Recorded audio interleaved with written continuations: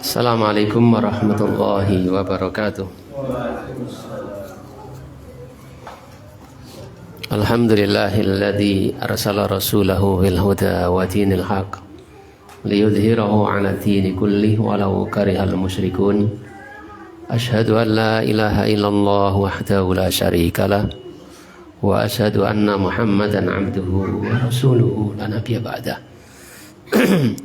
Allahumma salli wa sallim wa barik ala nabiyyina Muhammadin wa ala alihi wa ashabihi ajma'in. Bapak-bapak, ibu-ibu dan saudara sekalian, rahimani wa rahimakumullah.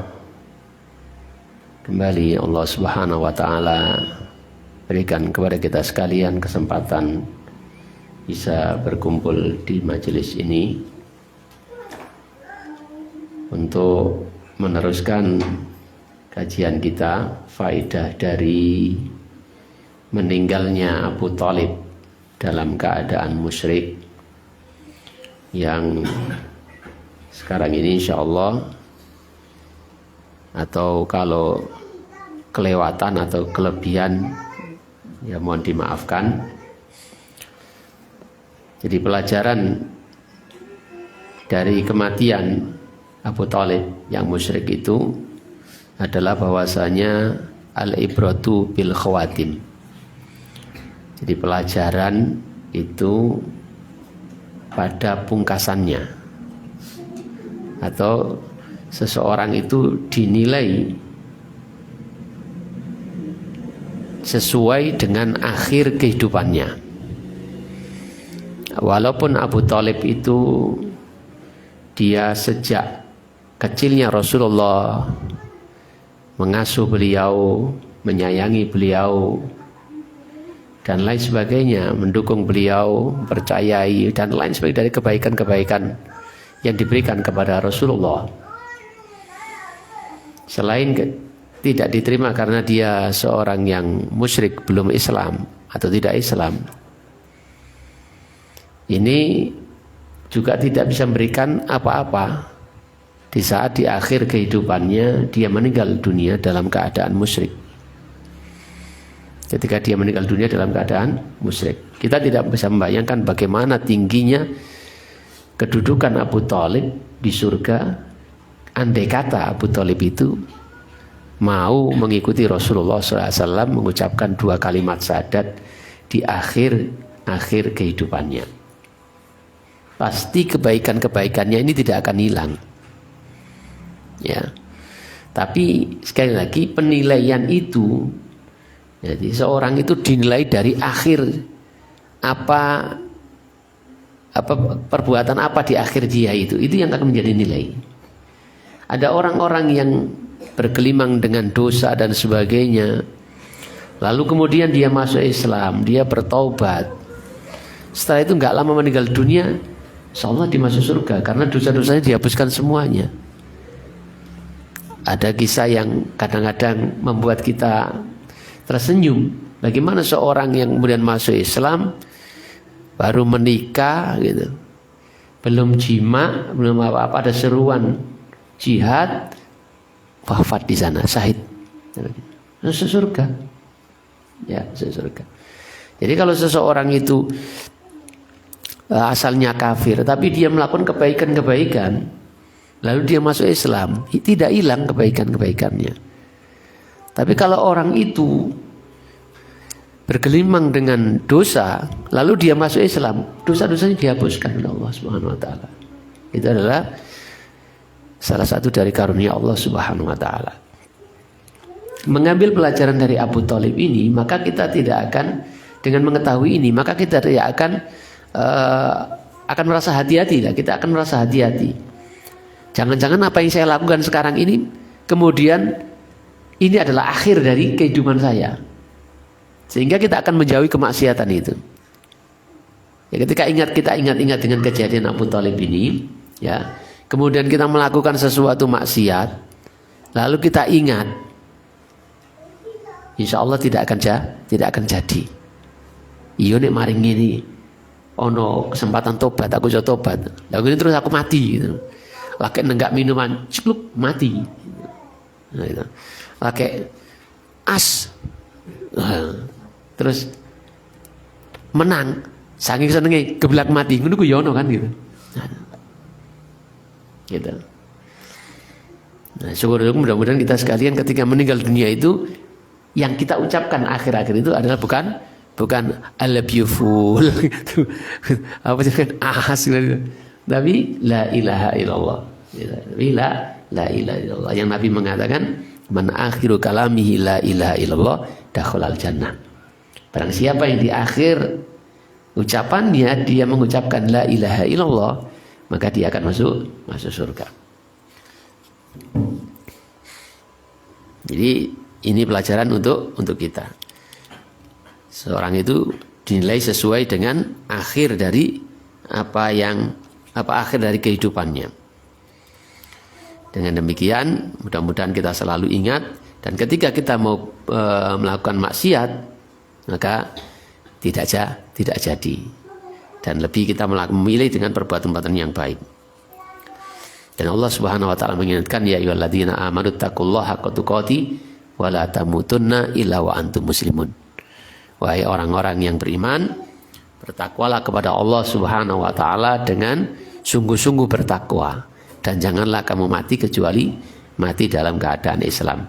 Ini ayat yang selalu diingatkan kepada kita sekalian setiap kali khotib naik mimbar Jumat, agar kita selalu bertakwa, berusaha menjalankan apa yang Allah Subhanahu wa taala perintahkan, dan berusaha menjauhi larangan-larangan Allah.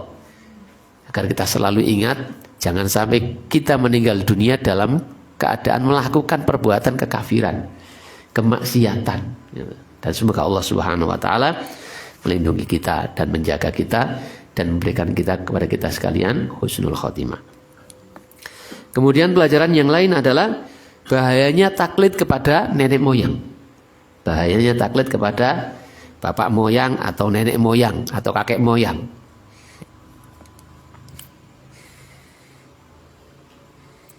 Ini juga pelajaran yang kita dapatkan dari Abu Thalib. Abu Thalib diantaranya kenapa dia tidak mau mengucapkan kalimat la ilaha illallah yang diajakkan oleh keponakan tersayangnya, diantaranya karena sebab ini.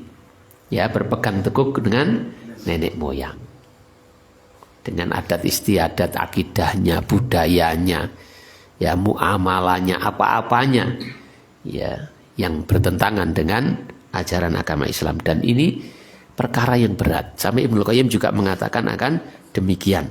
Ya. Jadi tidaklah ada seorang hamba yang paling berbahaya, ya, yang dihadapi dibandingkan kalau sudah bertemunya dengan adat istiadat nenek moyang. Seringkali seperti itu. Maka Allah Subhanahu wa taala mengabadikan bal qalu inna wajadna aba'ana ala ummatin wa inna ala atharihim muhtadun. Tetapi mereka berkata sesungguhnya kami ini mengikuti dan mendapati apa yang kami dapatkan dari nenek-nenek moyang kami.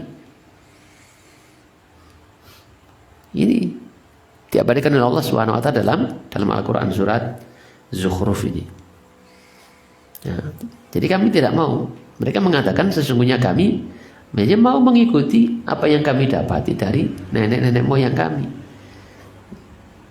Ya, sesungguhnya mereka di atas petunjuk. Dengan mengikuti mereka maka di atas petunjuk.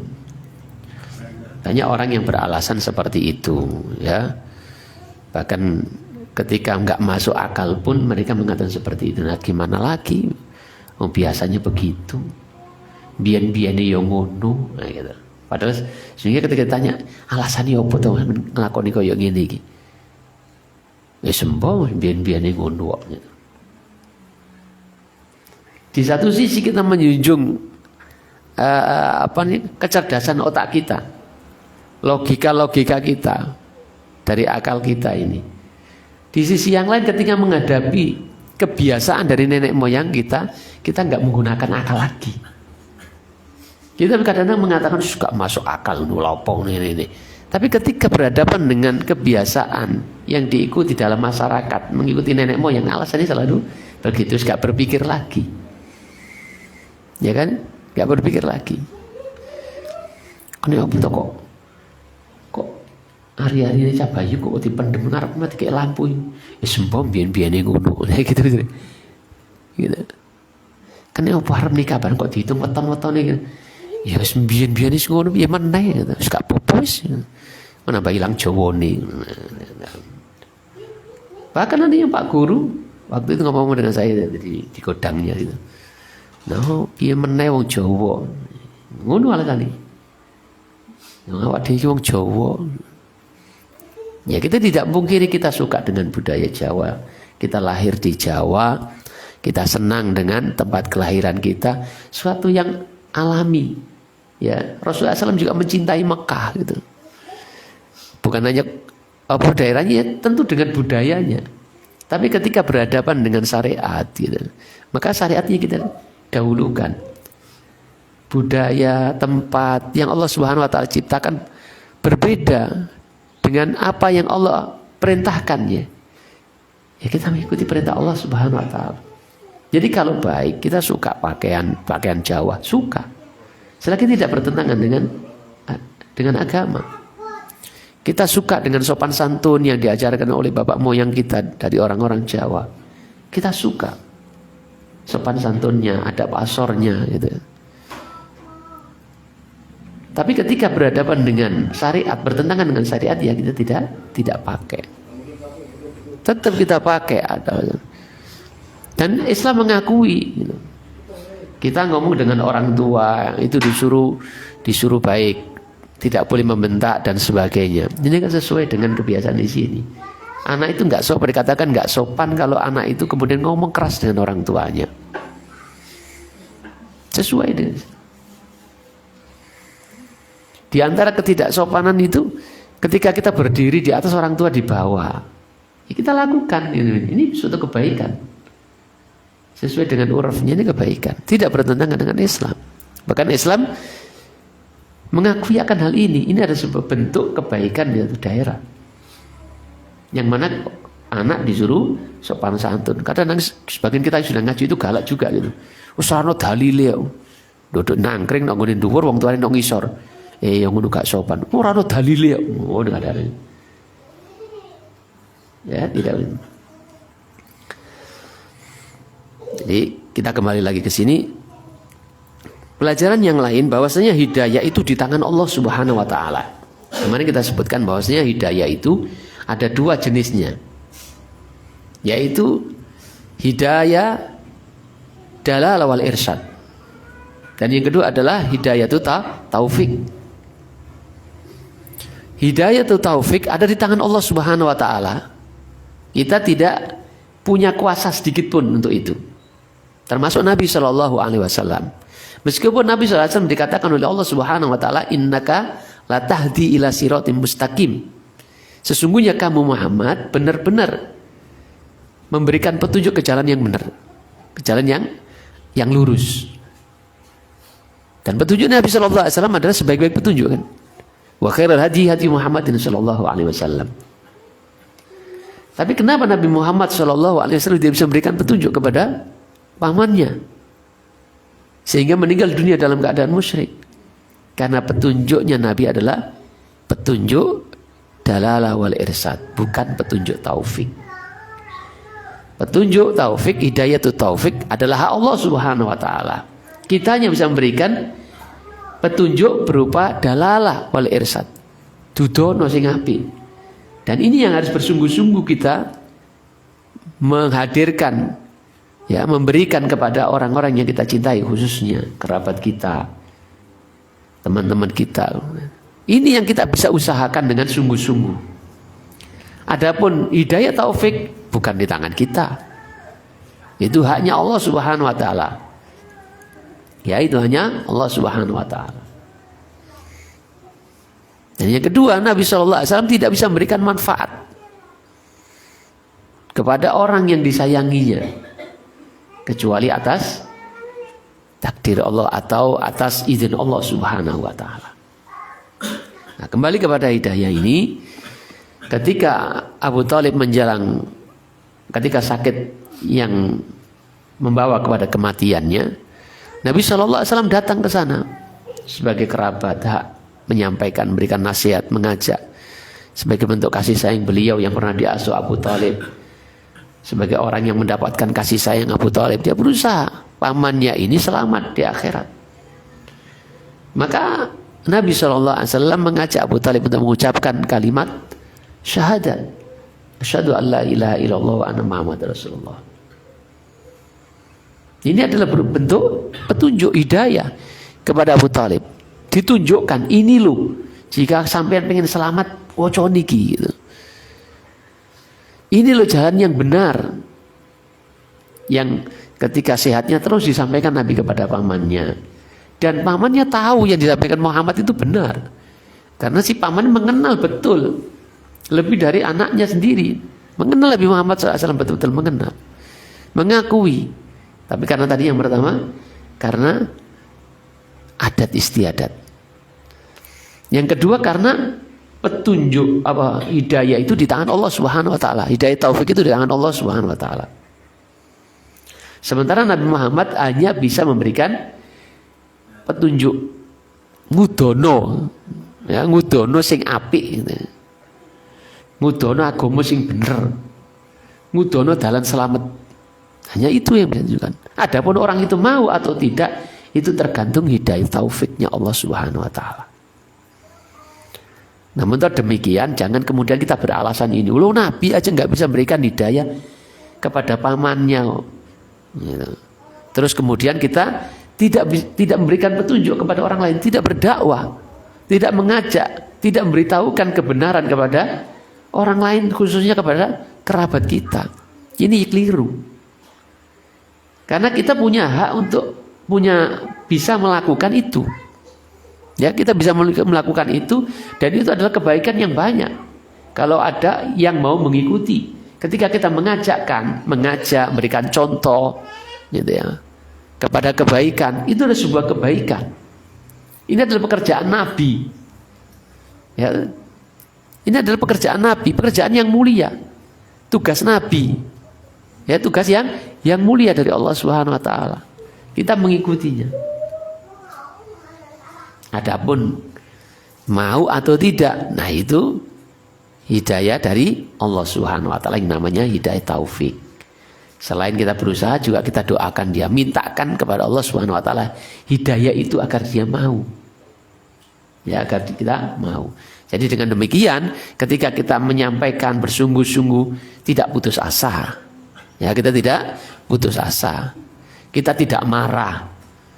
Ya, kita tidak kemudian menvonis seseorang itu, wis panjenengan iki keturunannya Abu Jahal.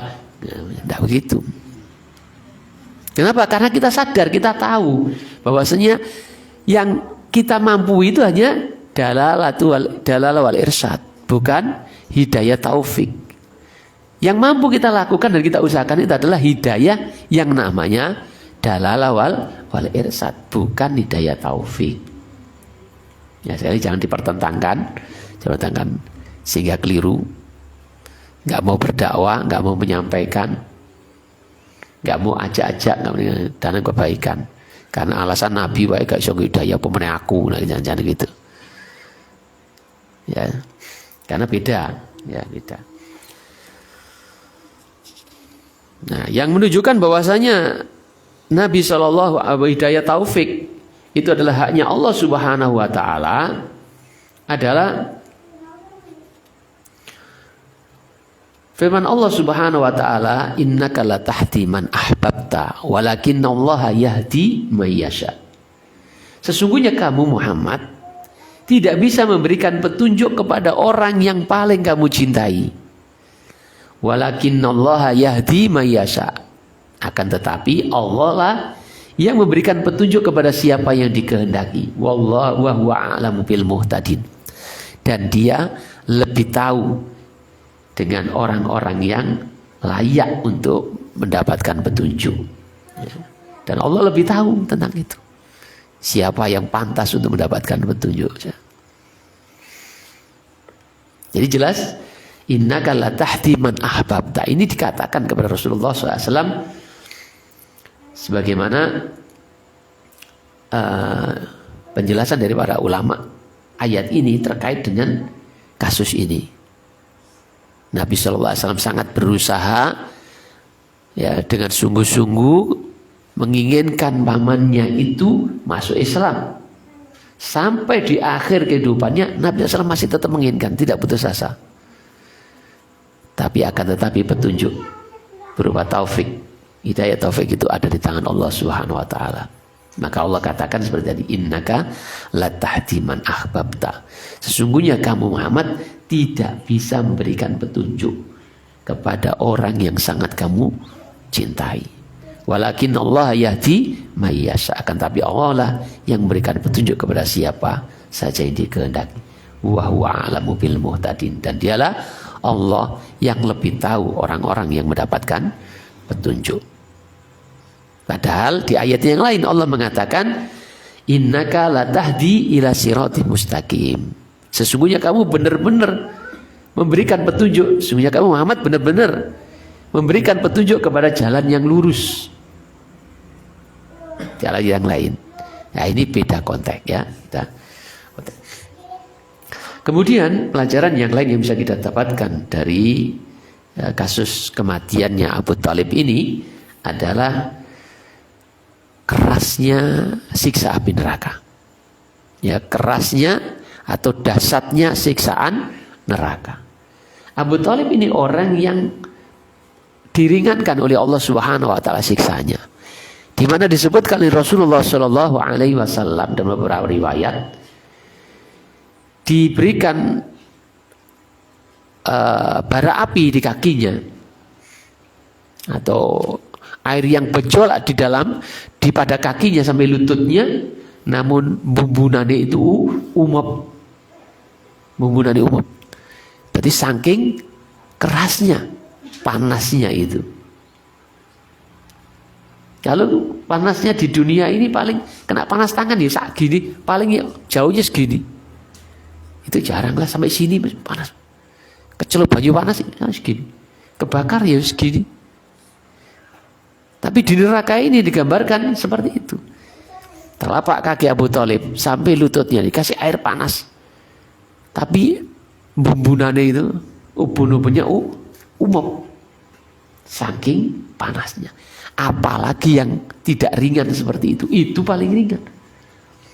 Itu ringannya. Lah kalau tidak ringannya bagaimana? Yus, kita nggak bisa bayangkan. Ya, kita nggak bisa bayangkan. Ya kalau langsung mati sih nggak masalah. Ya, itu nggak mati-mati. Nah ini yang merasakan sakit tersebut. Kalau di dunia kena panas mati selesai urusan.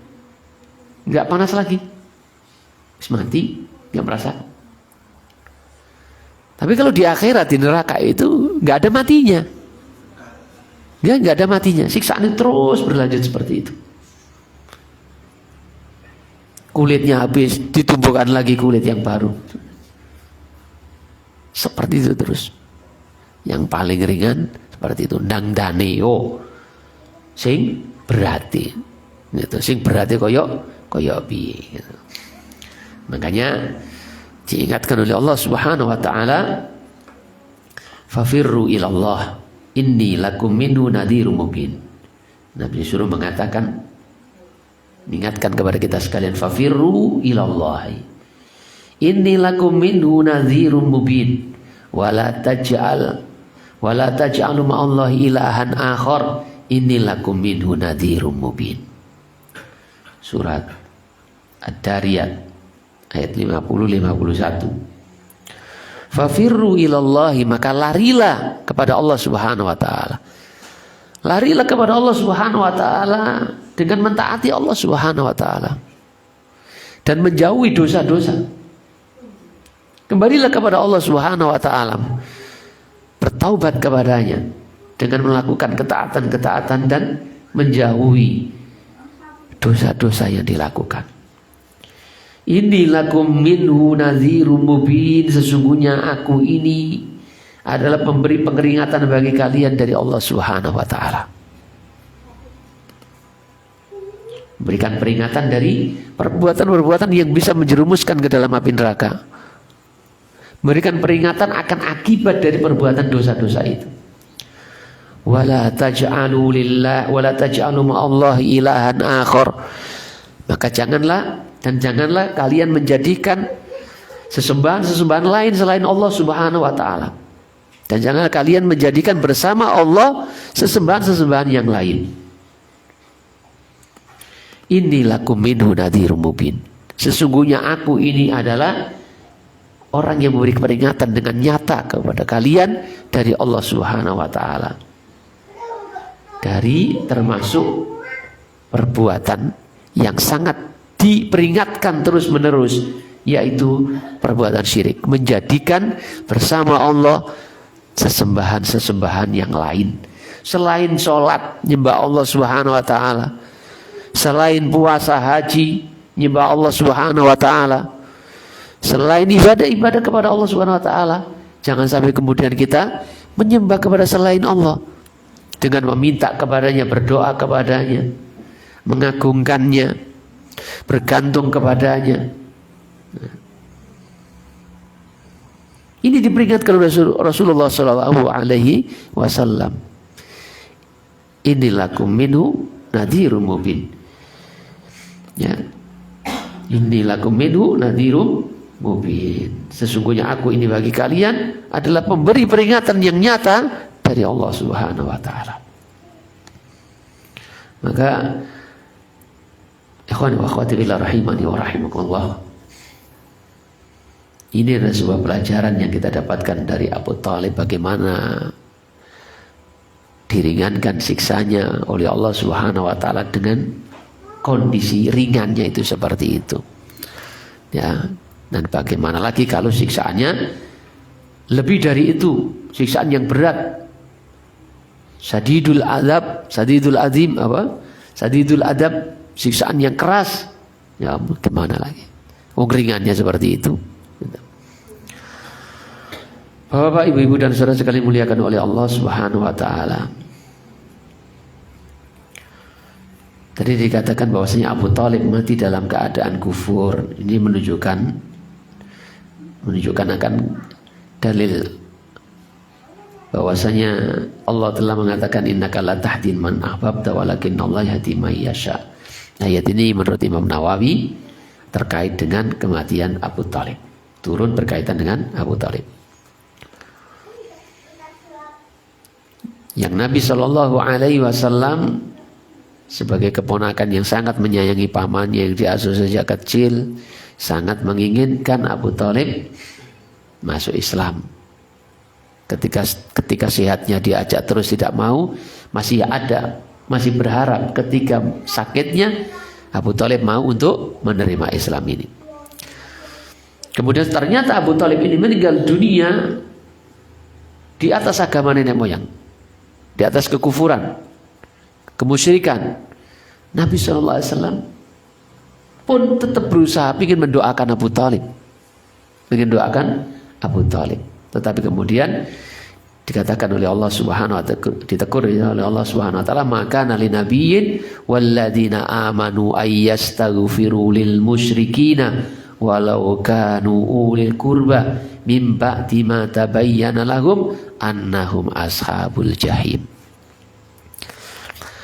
Tidak layak bagi Nabi dan orang-orang yang beriman memintakan ampunan. Mereka memintakan ampunan untuk orang-orang musyrik, sekalipun orang-orang musyrik itu adalah kerabat dekatnya. Mim ba'di ma tabayyana lahum, sesudah jelas bagi mereka bahwasanya annahum ashabul jahim, bahwasanya mereka itu adalah penghuni neraka. Artinya mati dalam kemusyrikan, kan jelas itu. Ya.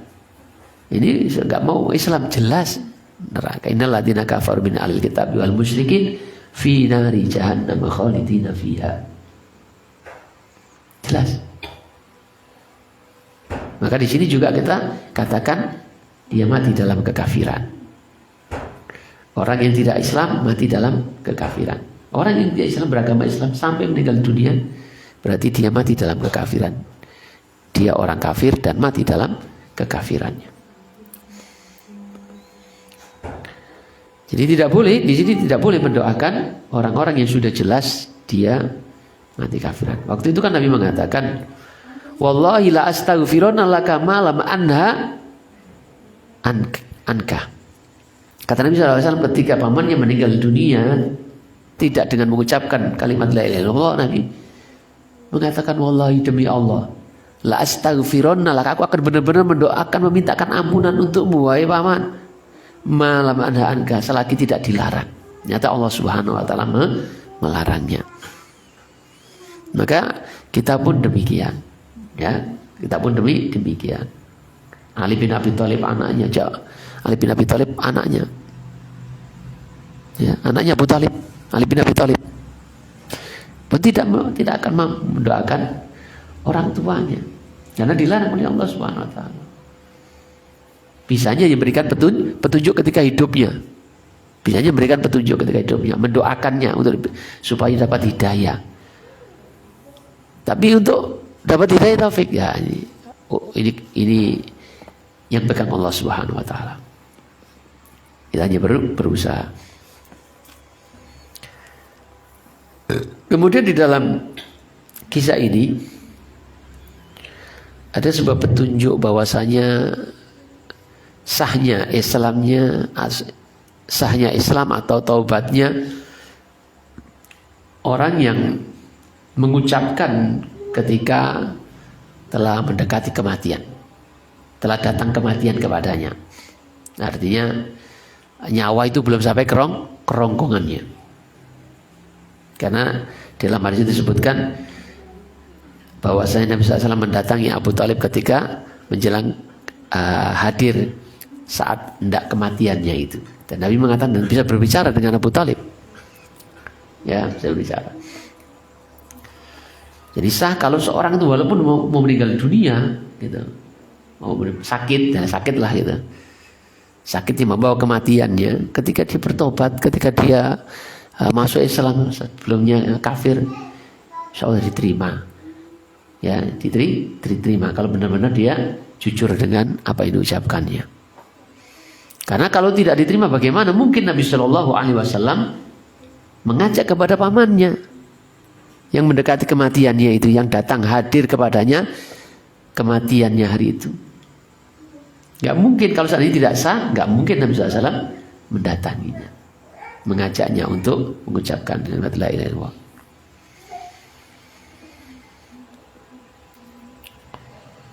Kecuali kalau nyawa itu sudah di kerongkongannya, ya, nyawa itu sudah di kerongkongan.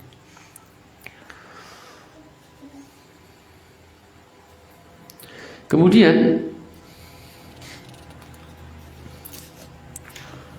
pelajaran yang lain yang bisa kita dapatkan adalah hak keluarga yang nampak dalam kisah ini.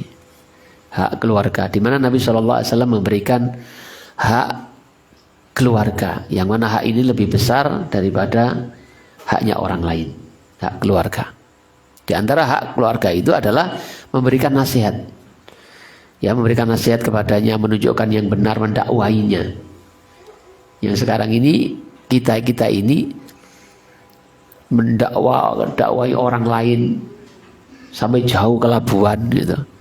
Tapi kadang-kadang keluarganya, misanannya jarang diajak, ponakannya jarang diajak. Ini kadang-kadang iya gitu.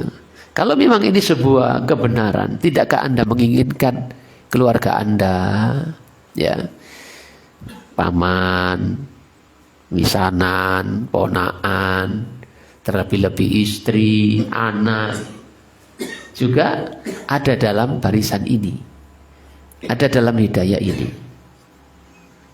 yang mana mereka diberikan hak lebih oleh Allah Subhanahu wa taala dalam agama ini dibandingkan orang lain. Hak keluarga, hak kerabat. Yang diantara hak itu adalah selain menyambung hubungan kerabat, jangan sampai putus, ya, tidak boleh diputuskan, juga memberikan kebaikan-kebaikan in materi, apa, yang bukan materi, non materi, bukan memberikan materi tapi juga non materi, berupa nasihat, berupa petunjuk, ya, ngajak kepada kebaikan, mengingatkannya ketika dia lalai dan sebagainya. Dan ini kita dapatkan pelajaran ini dari kisah kematian Abu Thalib ini, di mana Nabi SAW datang kepadanya ya sebagai kerabatnya, ya, yang setiap harinya mungkin sudah didakwai oleh Nabi SAW.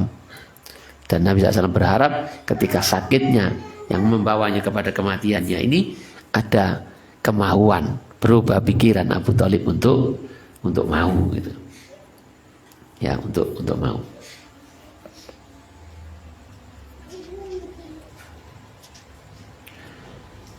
Jadi Allah Subhanahu wa taala perintahkan terkait dengan kerabat ini, yang mana hak kerabat itu sungguh banyak sekali. Di antara haknya adalah seperti yang Allah Subhanahu wa taala firmankan dalam surat An-Nisa ini, wa'budullaha wa la tusyriku bihi syai'an wa bil walidaini ihsana wa bidil qurba. Dan sembahlah Allah Subhanahu wa taala, dan janganlah kalian menyekutukan Allah dengan sesuatu pun. Dan terhadap kedua orang tuamu maka berbuat baiklah, dan juga kepada keluarga dekatmu. Ini adalah perintah Allah Subhanahu wa taala yang disandingkan menyembah Allah, memberikan hak kepada Allah Subhanahu wa taala. Setelah itu adalah hak kedua orang tua untuk kita berikan kebaikan-kebaikan kita, dan juga kerabat kita, dan termasuk kerabat yang paling dekat adalah orang tua itu sendiri. Ini perintah Allah Subhanahu wa taala. Betapa besarnya hak kerabat ini hingga disandingkan setelah hak kepada Allah, baru kepada keluarga dekat. Yang paling dekat adalah kedua orang tua. Dan di dalam hadis Nabi Shallallahu Alaihi Wasallam, di dalam firman Allah yang lainnya, yang diperintahkan kepada Nabi Shallallahu Alaihi Wasallam, Allah perintahkan wa anzir ashiratakal aqrabin, dan berikanlah peringatan kepada keluarga-keluarga dekatmu. Allah perintahkan kepada Nabi Shallallahu Alaihi Wasallam, ya, agar memberikan peringatan, menyampaikan akan ancaman bagi orang-orang yang masih menyekutukan Allah Subhanahu wa taala, yang masih berpegang teguh dengan kebiasaan nenek moyang menyelisihi syariat. Ya, agar agar berhenti dari semua itu. Ya, agar meninggalkan itu. Dan berikanlah peringatan, wahai Muhammad, kepada siapa? Ashiratakal aqrabin, keluargamu yang dekat-dekat itu. Ini perintah. Menunjukkan akan haknya keluarga. Sekali lagi, mudah-mudahan ini menjadi nasihat untuk saya pribadi. Kita bisa menyampaikan nasihat, bisa memberikan wejangan, petua, dalil-dalil kepada orang lain sampai jauh-jauh. Tapi seringkali kita tidak sampaikan itu kepada keluarga dekat kita. Ya, memang menyampaikan kepada keluarga itu lebih berat daripada menyampaikan kepada orang lain, karena mereka tahu keseharian kita, tahu bukan hanya bagusnya, elek ya roh gitu. Sehingga kadang-kadang kita berat menyampaikan belum tentu diterima, mau menyampaikan juga skala tua lah gitu, pernah itu macam-macam sawangani kok. Ya, perlu kita belajar bagaimana tata cara menyampaikan sehingga tidak menyinggungnya atau mengguruinya atau menuainya gitu. Ya, atau menuainya. Karena ilmu itu sungguh sangat luas. Kemudian pelajaran yang lain yang bisa kita dapatkan di sini adalah bahwasanya apa yang diterima Abu Thalib berupa siksaan yang diringankan oleh Allah Subhanahu wa taala itu bukan karena perbuatan Abu Thalib. Ya, ini bukan karena perbuatan Abu Thalib yang membaiki Nabi sallallahu alaihi wasallam, yang mendukung Nabi, membela Nabi, melindungi Nabi, bukan karena perbuatan Abu Thalib. Tapi semata-mata karena syafaat dari Rasulullah sallallahu alaihi wasallam. Ya, syafaat dari Rasulullah sallallahu alaihi wasallam. Karena apa? Karena perbuatan orang kafir sebaik apapun itu tidak diterima oleh Allah Subhanahu wa taala. Termasuk amalnya Abu Thalib yang kafir. Ya, tidak diterima oleh Allah Subhanahu wa taala. Karena di antara kunci amal kita diterima oleh Allah Subhanahu wa taala adalah kalimat syahadat yang menunjukkan kita Islam. Wa may yabtaghi ghairal islami dinan fala yuqbala minhu wa huwa fil akhirati minal khasirin.